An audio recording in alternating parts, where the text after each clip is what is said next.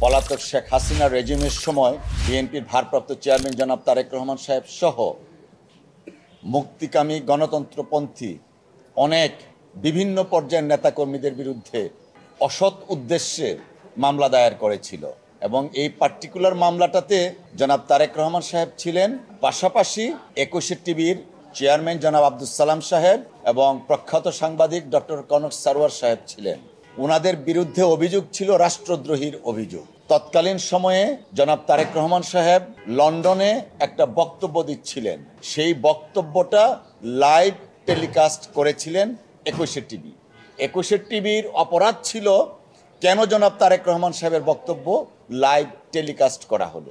এই অপরাধের কারণে রাষ্ট্রদ্রোহী মামলা দায়ের করলেন। প্রথিতযশা সাংবাদিক ডক্টর কনক সারওয়ারকে দেশ থেকে পালিয়ে যেতে বা দেশ থেকে বাধ্য হয়েছিলেন।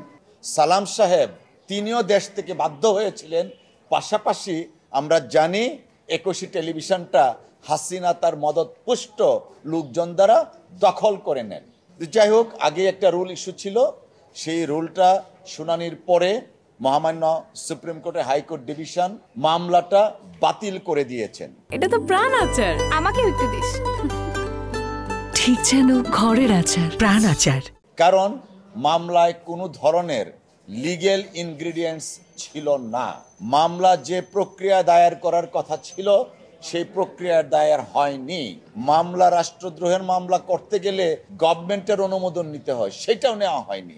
রাজনৈতিক ফায়দা হাসিলের জন্য এবং জনাব তারেক রহমান সাহেবের রাজনৈতিক ভাবমূর্তি ক্ষুণ্ণ করার জন্য আর ২১ টিভিটা দখল নেওয়ার জন্য হয়তোবা এই মামলাটা দায়ের করা হয়েছিল। আমরা মনে করি এবং তখনও বলেছিলাম, দেশ যখন আইনের শাসন কায়েম হবে এবং আইন অনুযায়ী যদি এই মামলার বিচার হয় তাহলে জনাব তারেক রহমান সাহেব সহ অপরাপর সকল আসামি বেকসুর খালাস পাবেন। মহামান্য আদালতের রায়ের মাধ্যমে প্রমাণিত হয়েছে। আমরা কৃতজ্ঞ এবং আমরা ন্যায় বিচার পেয়েছি।